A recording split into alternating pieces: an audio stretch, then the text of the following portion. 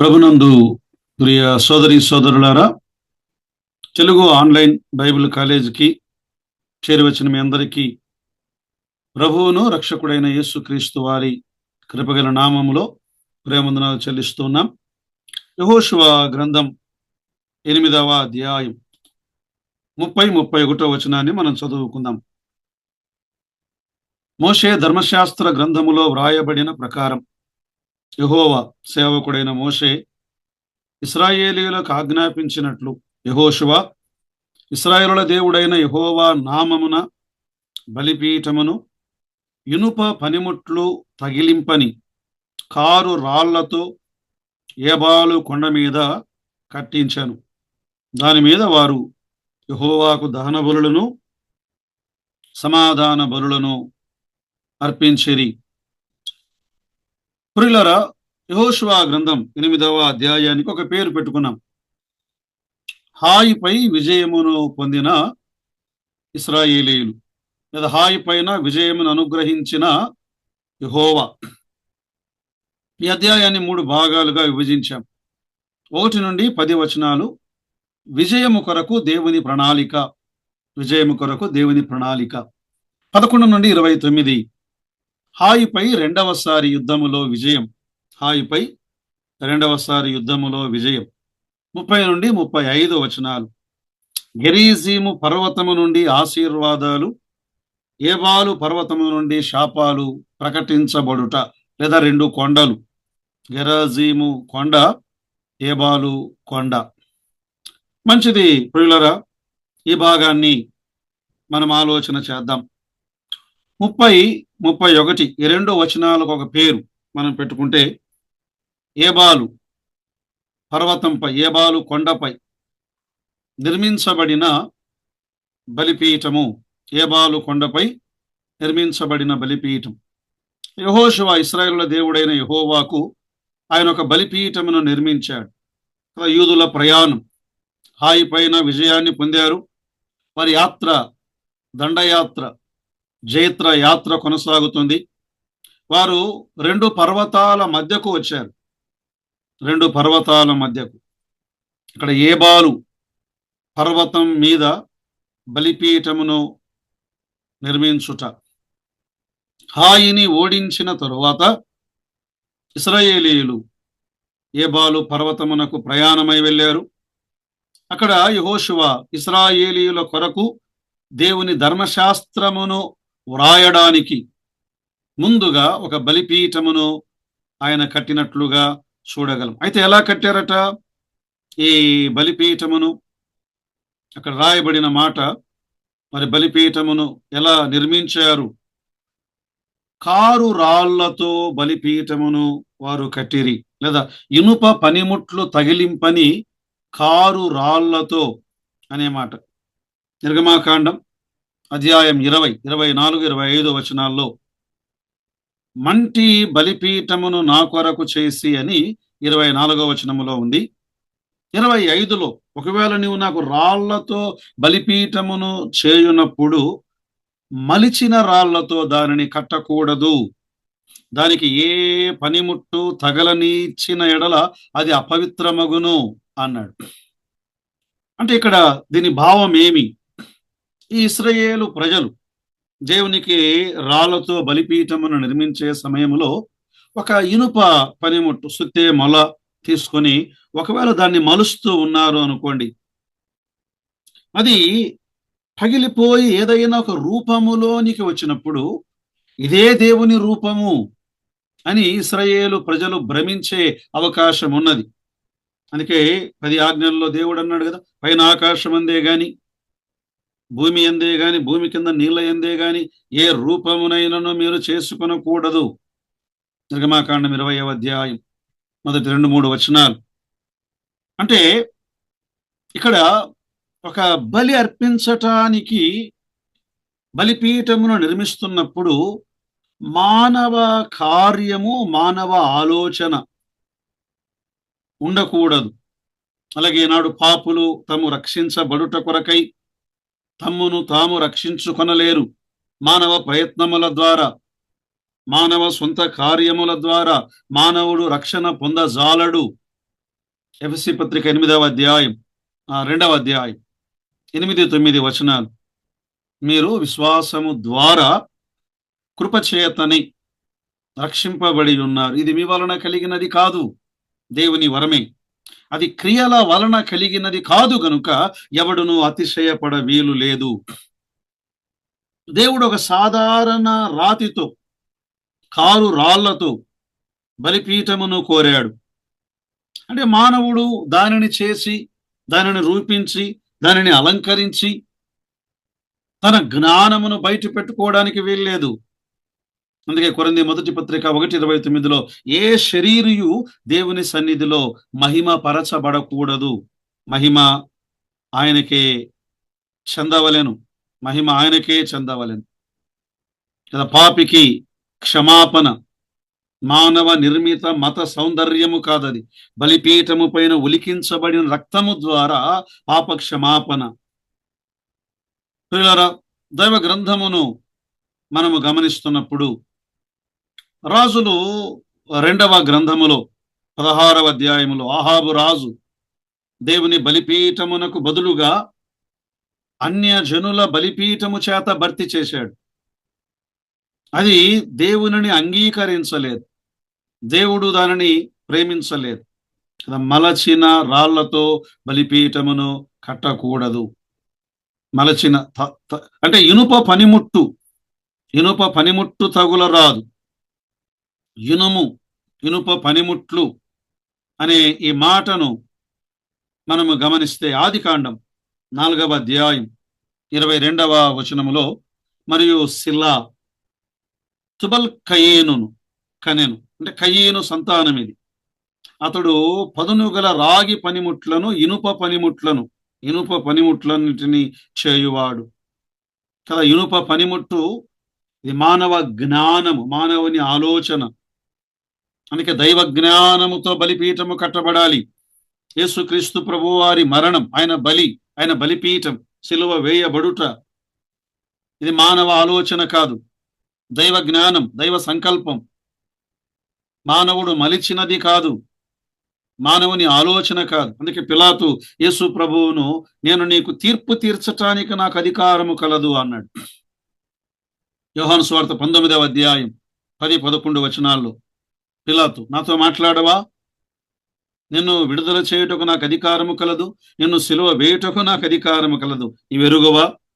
అప్పుడు ప్రభు అన్నాడు 11వ వచనంలో, యోహాను సువార్త అధ్యాయం 19 వచనం 11, పైనుండి నీకు ఇయ్యబడి ఉంటేనే తప్ప నా మీద నీకు ఏ అధికారము లేదు.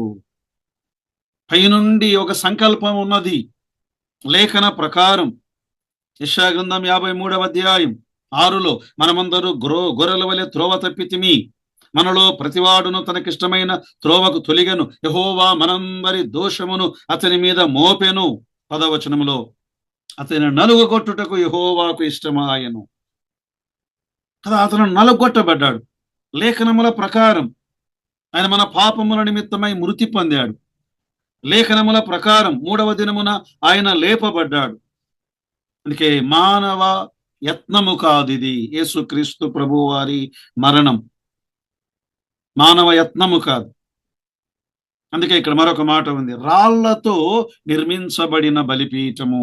రాళ్లతో నిర్మించబడిన బలిపీఠము. ఇక్కడ రాయి కొత్త నిబంధనలో దానిని మనం అన్వయిస్తే, ప్రతి విశ్వాసి దేవుడు నిర్మిస్తున్న రాజ్యములో ఆయన కొరకైన ఒక సజీవమైన రాళ్ల వలె వారు కట్టబడుచు ఉన్నారు. పేతురు మొదటి పత్రిక 2వ అధ్యాయం వచనం 5, యేసు క్రీస్తు ద్వారా దేవునికి అనుకూలములకు ఆత్మ సంబంధమైన బలులను అర్పించుటకు పరిశుద్ధ యాజకులుగా ఉండునట్లు మీరును సజీవమైన రాళ్ల వలె ఉండి ఆత్మ సంబంధమైన మందిరముగా కట్టబడుచు ఉన్నారు. సజీవమైన రాళ్ల వలె దేవునికి ఆమోదయోగ్యమైన, దేవునికి ఇష్టమైన ఆత్మ సంబంధమైన బలులు, ఇశ్రాయేలీయులు కట్టిన బలిపీఠం మాత్రమే గది భాగంలో మనం గమనిస్తూ ఉండగా, బలిపీఠమును కట్టిన తరువాత 32వ వచనంలో, మోషే ఇశ్రాయేలీయులకు వ్రాసి ఇచ్చిన ధర్మశాస్త్ర గ్రంథమును ఒక ప్రతిని అక్కడ ఆ రాళ్ల మీద వ్రాయించెను. ఏ రాళ్ళు? కారు రాళ్ళు, తగిలింపని రాళ్ళు, మానవ నిర్మాణము కాని రాళ్ళు. ఆ రాళ్ల మీద ఈ ధర్మశాస్త్ర ప్రతిని వ్రాయాలి. ఇశ్రాయేలీయులు కట్టిన బలిపీఠము వలె ఈనాడు విశ్వాసి హృదయము పైన దేవుడు తన ధర్మశాస్త్రమును వ్రాస్తానని వాగ్దానము చేశాడు. ఇర్మియా గ్రంథం 31వ అధ్యాయం 33వ వచనములో, ఆ దినములైన తరువాత నేను ఇశ్రాయేలీయులతోనూ యూదా వారితోనూ చేయబోవు నిబంధన ఇదే. వారి మనస్సులలో నా ధర్మ విధిని ఉంచెదను, వారి హృదయముల మీద నా ధర్మ విధిని వ్రాసెదను. యెహోవా వాక్కు ఇదే. యెహోవా వాక్కు ఇదే. అయితే ఈ సజీవమైన రాళ్ళు యేసుక్రీస్తు ప్రభువు చేత అవి మలచబడుతూ ఉన్నాయి. ఆయన మనలను మలిచేవాడు. ప్రియులారా, అందుకే ప్రభు అన్నాడు, ఈ ప్రభువు కార్యం. అయితే ఇక్కడ ఏం చేయాలట? ఆ రాళ్లను కట్టి ఏబాలు కొండ మీద బలిపీఠమును ఉంచుట. ఎందుకు ఏబాలు కొండ మీదనే బలిపీఠమును ఉంచమని దేవుడు ఆజ్ఞాపించాడు? 2 కొండలు ఉన్నాయి. ఒకటి గెరేజీము కొండ మీద ఆశీర్వచనములు పలకాలి, ఏబాలు కొండ మీద శాప వచనములు పలకాలి. ఎక్కడ శాపము ఉన్నదో అక్కడ బలి అవసరమై ఉన్నది. శాపమునకు ప్రాయచిత్తము కలుగుటకై బలి అవసరముగా ఉన్నది. గలతీ పత్రిక 3వ అధ్యాయం 13లో, మన శాపము తీసివేయుటకు క్రీస్తు ఆయన శాపగ్రాహి అయ్యాడు. బలి అవసరమైనది. 31వ వచనములో, వారు యెహోవాకు అక్కడ ఆ బలిపీఠము మీద దహన బలులను వారు అర్పించిరి. దహన బలులను అర్పించిరి. మొదట దహన బలి అంటే వారు ప్రాయశ్చిత్త పడాలని, పశ్చాత్తాప పడాలని. ఇశ్రాయేలు ప్రజలు తమ పాపములను ఒప్పుకోవాలి. తమకు బదులుగా అక్కడ దహన బలి, ప్రాయచిత్తార్థమైన బలి. ఎందుకు దహన బలి కావాలి అక్కడ? మొదటగా దేవుని ఎదుట మన పాపములు ఎంత ఘోరమైనవో ఈ దహన బలి చూపిస్తూ ఉన్నది. రెండవదిగా, శరీరములోని ప్రతి అవయవమునకు రక్తమే ప్రాణాధారం. రక్తములో ప్రాణమున్నది. మూడవదిగా, ఈ దహన బలి అనగా ఈ రక్తమును చిందించుట. అందుకే లేవియాకాండం 17:14లో కదా, ప్రాణములో జీవమున్నది, రక్తములో ప్రాణమున్నది. నాలుగవదిగా, ఈ రక్తము చిందించుట ద్వారానే ప్రాయచిత్తము.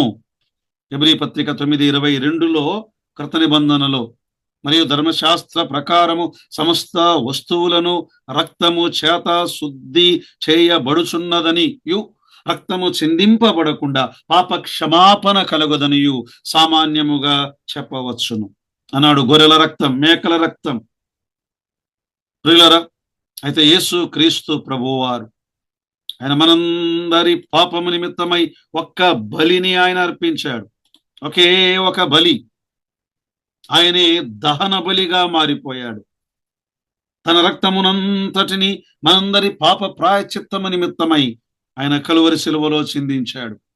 హెబ్రీ పత్రిక 10వ అధ్యాయం 12వ వచనము నుండి, ఈయనైతే పాపముల విషయమై సదాకాలమునకు నిలుచు ఒక్క బలిని అర్పించి అప్పటి నుండి తన శత్రువులను తన పాదపీఠముగా చేయబడు వరకు కనిపెట్టుచు దేవుని కుడి పార్శ్వమున ఆసీనుడాయను.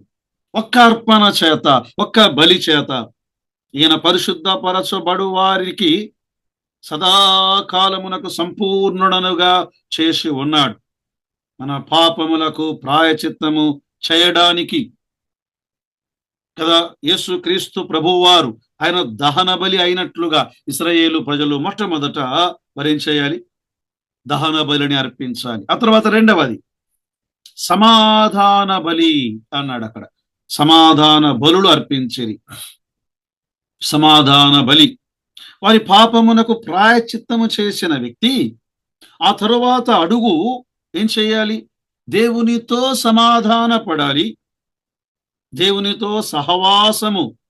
అంటే ఒక విశ్వాసి దేవునితో నిజమైన సహవాసాన్ని పునరుద్ధరించటానికి ప్రాయశ్చిత్తము అనే మొదటి దశ అవసరం. ఇష్టపూర్వకముగా పశ్చాత్తాపపడాలి, బలవంతంగా కాదు. ఇష్టపూర్వకముగా దహన బలి అర్పించాలి, ఇష్టపూర్వకముగా సమాధాన బలి అర్పించాలి. రోమాపత్రిక 5:10లో ఏమని ఉంది? 5వ అధ్యాయం 10వ వచనం, ఏలైనగా శత్రువులమై ఉండగా ఆయన కుమారుని మరణము ద్వారా మనము దేవునితో సమాధాన పరచబడిన ఎడల సమాధాన పరచబడిన వారమై ఆయన జీవించుట చేత మరి నిశ్చయముగా రక్షింపబడుదుము. దేవునితో సమాధానం. ఒకప్పుడు శత్రువులము, శత్రుత్వము ముగించబడినది దహన బలి ద్వారా. ఈనాడు ఇష్టపూర్వకముగా స్నేహితులముగా మార్చబడ్డాం కదా. మనకు సమాధానము కలుగుటకై యేసుక్రీస్తు ప్రభు వారి శరీరమును తెర రెండుగా చీలిపోయింది.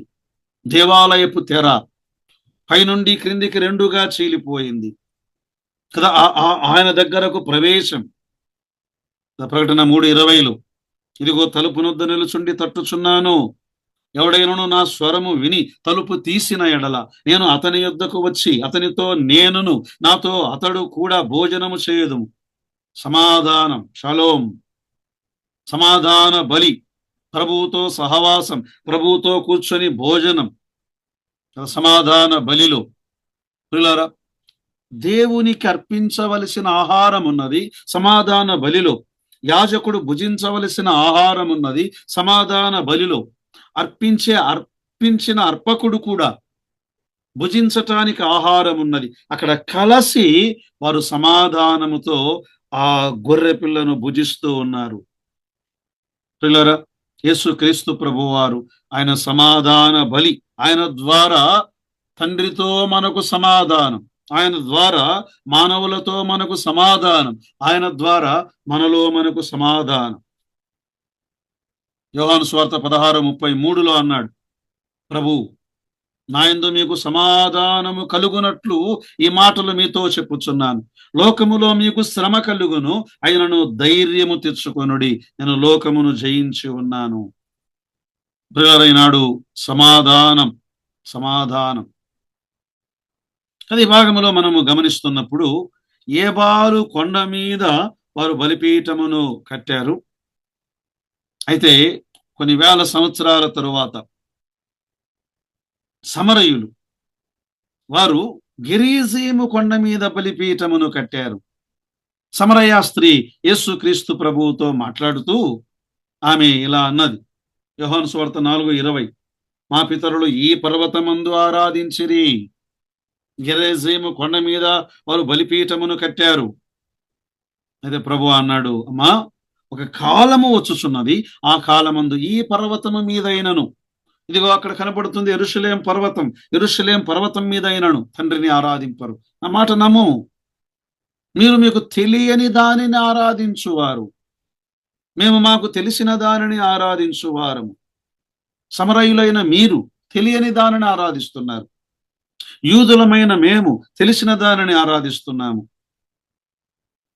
రక్షణ యూదులలో నుండి కలుగుచున్నది అన్నాడు కదా. దేవుణ్ణి ఆరాధించువారు ఆత్మతో సత్యముతో ఆరాధించవలెను అనే ఒక గంభీరమైన సత్యమును యేసుక్రీస్తు ప్రభువారు ఆ సమరయ స్త్రీతో ఆయన మాట్లాడాడు. సమాధానం. యేసు ప్రభు ద్వారానే యూదులకు దేవునితో సమాధానం, అన్యులకు దేవునితో సమాధానం, సర్వలోకము దేవునితో సమాధాన పరచుటకు, సర్వ సృష్టి ఆయనతో సంధి చేయబడుటకు యేసుక్రీస్తు ప్రభు వారి సమాధాన బలియే కారణం. తర్వాత చూడండి 32 నుండి 35 వచనాల వరకు. 32 నుండి 35, గెరీజీము పర్వతము మీద ఆశీర్వచనములు పలకాలి. ఏబాలు పర్వతము మీద వారు శాప వచనములను వారు పలకాలి. చూడండి 33వ వచనం చదువుకుందాం. అప్పుడు ఇశ్రాయేలీయులను దీవించుటకు యెహోవా సేవకుడైన మోషే పూర్వము ఆజ్ఞాపించినది జరగవలనని పరదేశులేమి, వారిలో పుట్టిన వారేమి, ఇశ్రాయేలులందరూ వారి పెద్దలను, వారి నాయకులను, వారి న్యాయాధిపతులను యెహోవా నిబంధన మందసమును మోయు యాజకులైన లేవీయులు ముందర ఆ మందసమును ఈ వైపున ఆ వైపున నిలిచిరి. వారిలో సగం మంది గెరజీము కొండ ఎదుటను, సగం మంది ఏబాలు కొండ ఎదుటను నిలువగా యెహోషువ ఆ ధర్మశాస్త్రములో వ్రాయబడిన వాటన్నిటిని బట్టి, వాక్యములన్నిటినీ అనగా దాని దీవెన వచనములను, దాని శాప వచనములను చదివి వినిపించెను. స్త్రీలు, పిల్లలు, వారి మధ్య ఉండు పరదేశులు వినుచుండగా యెహోషువ సర్వ సమాజం ఎదుట మోషే ఆజ్ఞాపించిన వాటిలో చదవక విడిచిన మాట ఒకటియో లేదు. 22వ వచనములో రాళ్ల మీద వ్రాయబడిన ధర్మశాస్త్ర ప్రతి కదా. ఇక్కడ ఈ కార్యం ఏమిటి అంటే విధేయతను చూపిస్తూ ఉన్నది. విధేయతను చూపిస్తూ ఉన్నది. ప్రారంభ అధ్యాయములో యెహోషువతో దేవుడు అన్నాడు కదా, మొదటి అధ్యాయం 8వ వచనములో, నీవు ఈ ధర్మశాస్త్ర గ్రంథమును అనుసరించుట విషయములో తప్పిపోకూడదు. విధేయుడు అవుతున్నాడు. ఇశ్రాయేలు ప్రజలకు దానిని ఆయన నేర్పుతూ ఉన్నాడు. గ్రంథ ప్రజలు దేవుని వాక్యము ప్రకారం వారి జీవితాలను క్రమబద్ధీకరించేటువంటిది గ్రంథపు మాటలే సుమి. కదా, ఈ రాళ్ల మీద వారు ధర్మశాస్త్రమును వ్రాయుట. కొరింథీయులకు రాసిన 2వ పత్రిక 3వ అధ్యాయం 3వ వచనంలో, ఆనాడు వారు రాళ్ల మీద ఒక దాన్ని ఏమంటారు, ఒక పూతను పూసి, రాళ్ల మీద పూతను పూసి దాని మీద ధర్మశాస్త్ర ప్రతిని వారు రాయాలి. చెప్పాలంటే ఈనాడు పెయింట్ వేయబడినట్లుగా ఆ 10 ఆజ్ఞలను జాగ్రత్తగా వ్రాశారు. ధర్మశాస్త్రం అంతటిని అని కాదు, ఆ 10 ఆజ్ఞలు ధర్మశాస్త్రమును చూపిస్తూ ఉన్నాయి. నేడు విశ్వాసులు దేవుని వాక్యమును దేవుని పరిశుద్ధాత్మ చేత తమ హృదయములపై వ్రాయబడి ఉన్నది. కొరింథీ 2వ పత్రిక 3:3లో రాతి పలకల మీద గాని సిరాతో గాని వ్రాయబడక మెత్తని హృదయములు అను పలకల మీద జీవము గల దేవుని ఆత్మతో మా పరిచర్య మూలముగా వ్రాయబడిన క్రీస్తు పత్రిక అయి ఉన్నారని మీరు తేటపడబరుచున్నారు కదా. మన హృదయములలో దేవుడు దీనిని వ్రాసెను. వాస్తవానికి ఒక పాపి మారు మనస్సు పొందటానికి యేసు క్రీస్తు ప్రభువును అంగీకరించే ఆ వాక్యము వారి హృదయములలో వ్రాయబడి ఉన్నది. అది దేవుని ఆత్మచేత కలిగే కార్యం. అది గలతీ పత్రిక 3వ అధ్యాయం 19 నుండి మనం చదివినప్పుడు, అలాగైతే ధర్మశాస్త్రం ఎందుకు, ఎవరికి ఆ వాగ్దానము చేయబడినో ఆ సంతానము వచ్చు వరకు అది అతిక్రమమును బట్టి దానికి తరువాత ఇయ్యబడెను. అది మధ్యవర్తుల చేత దేవదూతల ద్వారా నియమింపబడెను. మధ్యవర్తి కాడు గాని దేవుడు ఒక్కడే అంటూ ధర్మశాస్త్రము దేవుని వాగ్దానములకు విరోధమైనదా? అట్లన రాదు. జీవింపజేయు శక్తి ధర్మశాస్త్రము ఇయ్యబడిన ఎడల వాస్తవముగా నీతి ధర్మశాస్త్ర మూలముగానే కలుగును. అయితే యేసుక్రీస్తునందు విశ్వాసం మూలముగా కలిగిన వాగ్దానము విశ్వసించిన వారందరికి అనుగ్రహించబడినట్లు లేఖనం అందరినీ పాపములో బంధించాను. 23వ వచనం, విశ్వాసము వెల్లడి రాకమునుపు ఇక ముందు బయలుపరచబడబోవు విశ్వాసమును అవలంబించువారు చెరలో ఉంచబడినట్టు మనము ధర్మశాస్త్రమునకు లోనైన వారమైతిమి. 24, కాబట్టి మనము విశ్వాస మూలమున నీతిమంతులమని తీర్చబడినట్లు క్రీస్తునొద్దకు మనలను నడిపించుటకు ధర్మశాస్త్రం మనకు బాలశిక్షకుడు ఆయన. ధర్మశాస్త్రం ఎందుకు అంటే దేవుని యుద్ధకు నడిపించేది. ఇది చెయ్యవలను, ఇది చేయకూడదు, ఇదిగో ఈయన మెస్సియా అని పాపమును గూర్చి, తీర్పును గూర్చి, నీతిని గూర్చి ఆనాడు ఒప్పిస్తూ ఉండగా, ఈనాడు పరిశుద్ధాత్మ దేవుడు పాపమును గూర్చి, నీతిని గూర్చి, తీర్పును గూర్చి ఆయన ఒప్పిస్తూ ఉండగా ఈనాడు మనం ప్రభువును విశ్వసించాము. గలతీ పత్రిక 3వ అధ్యాయం 26వ వచనములో క్రీస్తు యేసునందు, యేసు క్రీస్తునందు మీరందరూ విశ్వాసము వలన దేవుని కుమారులై ఉన్నారు అన్నాడు. ప్రియులారా, ఈనాడు ధర్మశాస్త్రం ఇక కాదు, రాతి పైన వ్రాయబడినది కాదు, మన హృదయముల మీద ఆయన ఆత్మ ద్వారా యేసు క్రీస్తునందు విశ్వాసము అనే ఆ ధర్మశాస్త్ర కార్యమును ఆయన వ్రాసిన వాడు. ప్రతి భాగములో మనము గమనిస్తుండగా 2 కొండలు, గెరైజేము కొండ, ఏబాలు కొండ, ఈ కొండ మీద వారు నిలిచినట్లుగా మనము గమనిస్తున్నాం. గెరైజీము కొండ, ఏబాలు కొండ మధ్య శకెము కూడా ఉన్నది ప్రియులారా. సో వీటిని గురించి మనము ఆలోచన చేస్తున్నప్పుడు ఈ 2 స్థలాల మధ్య ఒక లోయ ఉన్నది. ఈ 2 స్థలాల మధ్య ఒక లోయ ఉన్నది. ఆ లోయలో నిబంధన మందసమును పెట్టుకొని ఇశ్రాయేలు ప్రజలు వారు నిలువబడినట్లుగా మనము చూడగలం. అది ఈ ప్రదేశములో ఇశ్రాయేలు ప్రజలు వారు నిలువబడి ఉన్నారు. సో దీని గురించి మనం ఆలోచన చేస్తూ ఉండగా ఆ ధర్మశాస్త్రములో వ్రాయబడిన వాటన్నిటినీ, ఆ వాక్యములన్నిటినీ చదివాను. ప్రజలందరి ఎదుట అనే మాట, ప్రజలందరి ఎదుట.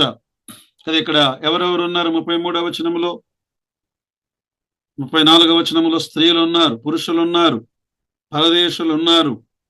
వారందరి ఎదుట ఈ ధర్మశాస్త్ర గ్రంథమును చదువుట.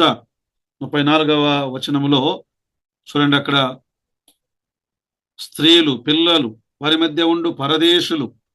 ఎవరి పరదేశులు అన్నాడు. అప్పటికే ఈ వారు తమను తాము వేషం వేసుకొని గిబియోనీయులు, అన్యులు ప్రవేశించారు.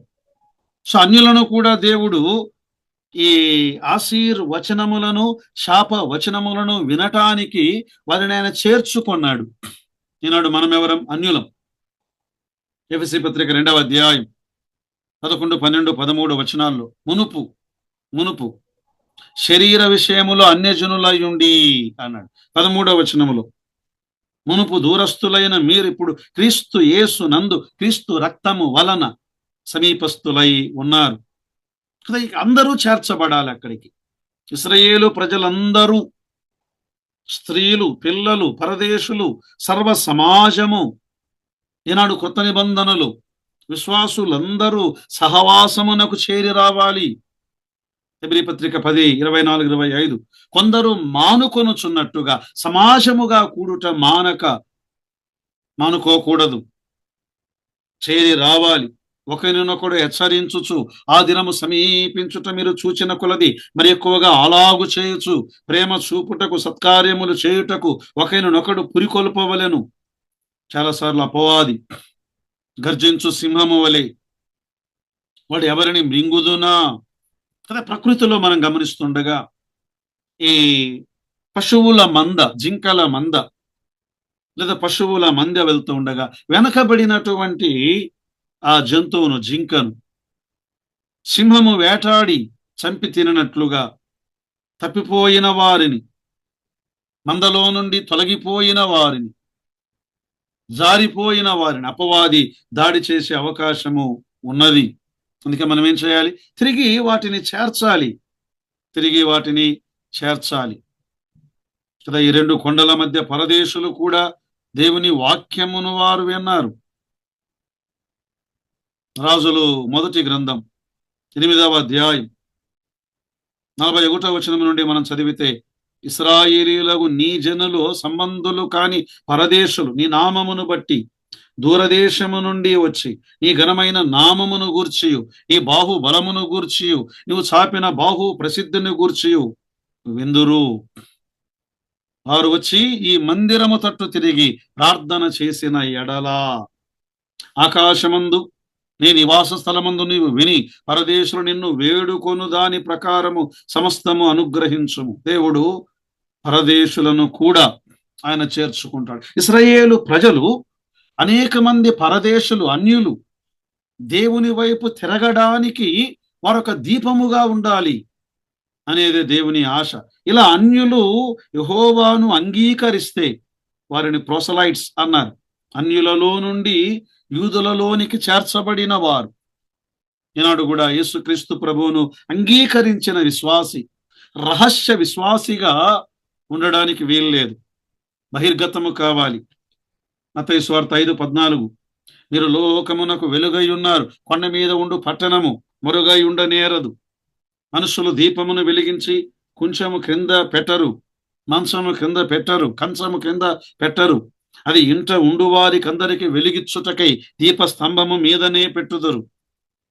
మనుషులు మీ సత్క్రియలను చూచి పరలోకముందున్న మీ తండ్రిని మహిమపరచునట్లు వారి ఎదుట మీ వెలుగు ప్రకాశింపని. యూదులు ద్వారా అన్యులు అనేక మంది యెహోవా వైపు తిరగవలెను. అది దేవుని ఉద్దేశం. 33వ వచనంలో మరొక తలంపు, వారిలో సగము మంది గెరిజీము కొండ ఎదుటను, సగము మంది ఏబాలు కొండ ఎదుటను నిలువగా అనే మాట. ఈ ఆశీర్వచనములు శాప వచనములను ప్రకటించటానికి ఇది ఒక ప్రత్యేకమైన స్థలం. కొండల మధ్య లోయ.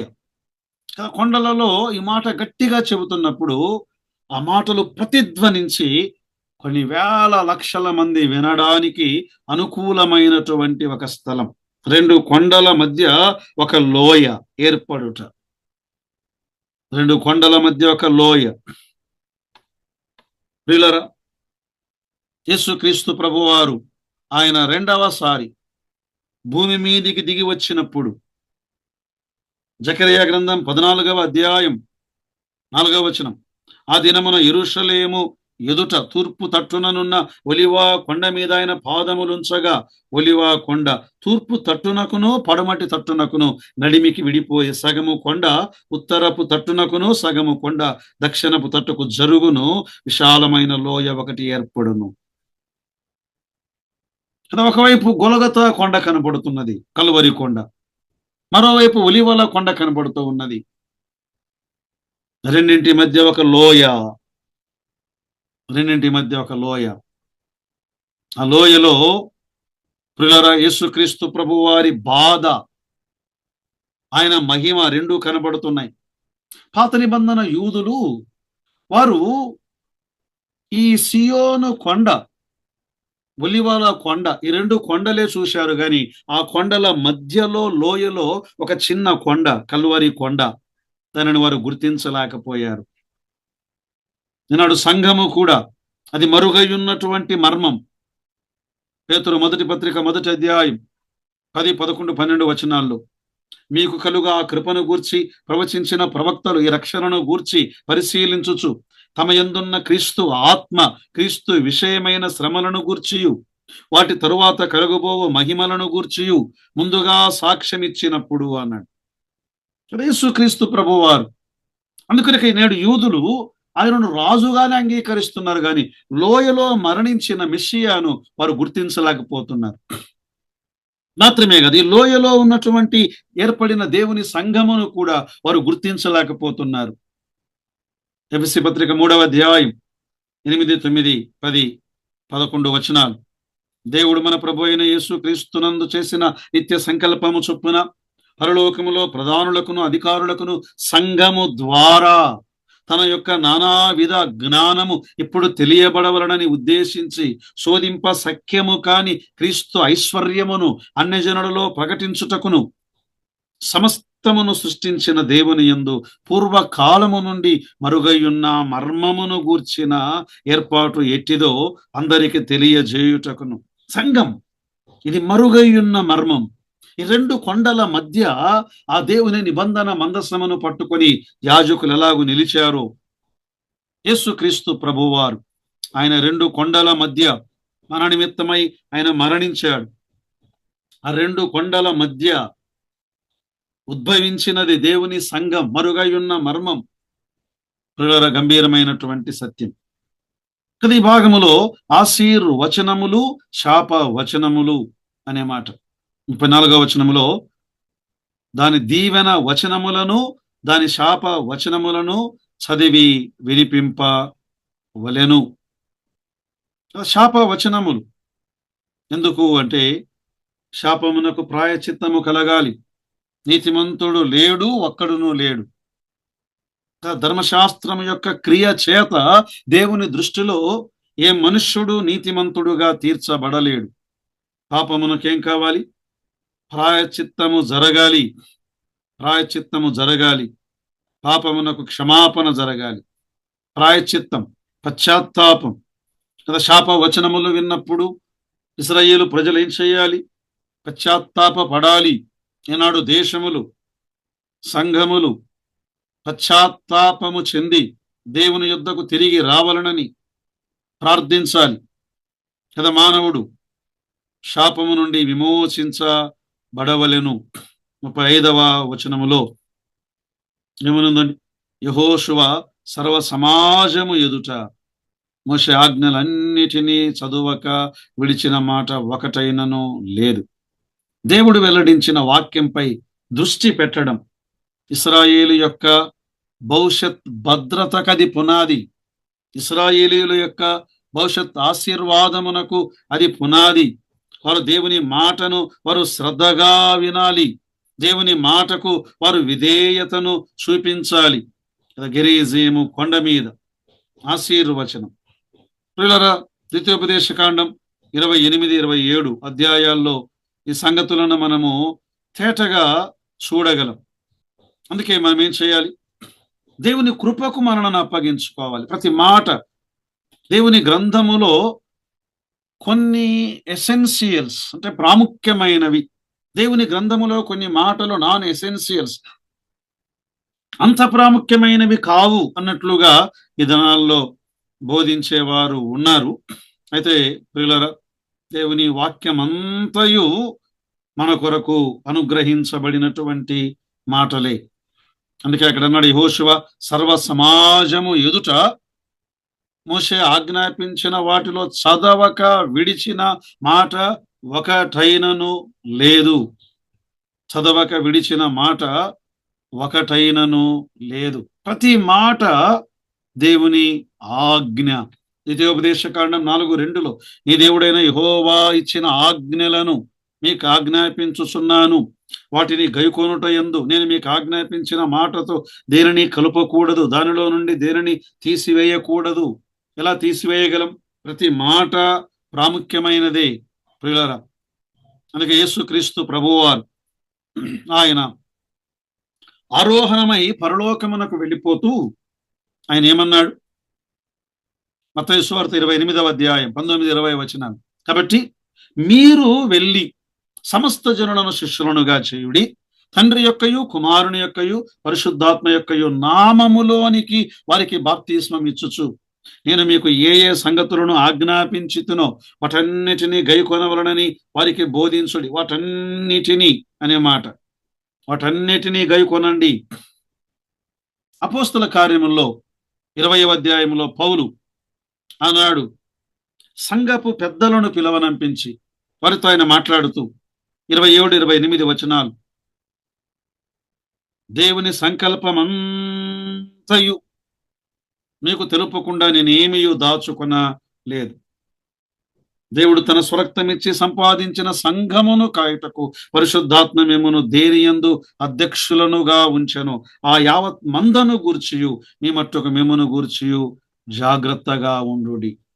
ప్రియులారా, దేవుని మాటలు అవి కొన్ని ప్రాముఖ్యమైనవి అని, మరి కొన్ని కావని కాక, గ్రంథములోని మాటలన్నిటినీ మనము గైకొనుటకు, వాటిని అంగీకరించుటకు, వాటిని ఆచరించుటకు పరిశుద్ధాత్మ దేవుడు మనకు కృపను సహాయమును దయచేయునుగాక. ఆమేన్.